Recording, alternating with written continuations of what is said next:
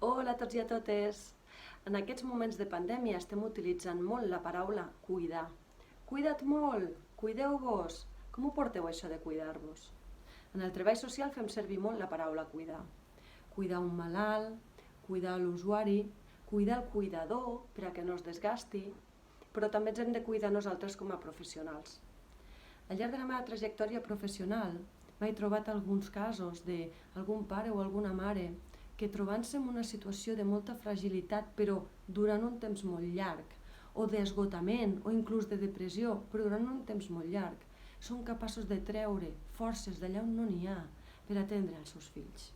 Amb aquestes persones els hi poso sempre un exemple, que és que quan viatgem en avió, al principi de tot surten els assistents de vol a explicar-nos on estan situades les sortides d'emergència, quines mesures hem de prendre en cas que hi hagi un accident i què faríem en el cas que ens baixés de dalt la mascareta d'oxigen.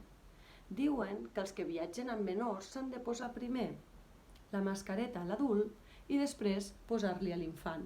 A mi instintivament em sortiria posar-li al meu fill abans que a mi, però què passaria si en el moment d'agafar-la i posar-li al meu fill jo em desmaiés per falta d'oxigen? Doncs evidentment que no salvaria ni el meu fill ni jo. Per tant, hi ha moments que requereixen cuidar-nos a nosaltres per cuidar els demés. Jo sempre els recordo que els nostres fills no aprenen només del que nosaltres diem, sinó que aprenen també pel que nosaltres fem i pel que nosaltres transmetem.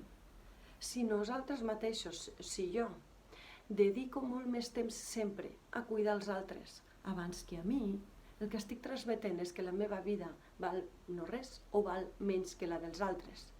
Per tant, és important, els nostres fills ho agrairan i aprendran també de que nosaltres com a adults ens cuidem a nosaltres i tinguem cura de nosaltres per poder atendre millor als altres. En el treball social, com en altres disciplines, altres professions que també es dediquen a atendre a les persones i que porten una càrrega emocional molt gran, com podria ser un psicòleg, un infermer, aquestes professions que dediquen a la gent, als problemes de la gent, és molt necessari cuidar-se per atendre millor al client, a l'usuari.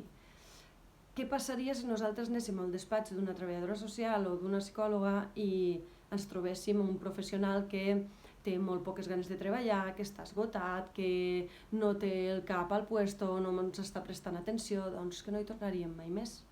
Per tant, és important que nosaltres estem al 100% per poder donar el màxim treball eficient amb els nostres clients usuaris, per a atendre'ls millor, donar-los la millor resposta que nosaltres puguem com a professionals.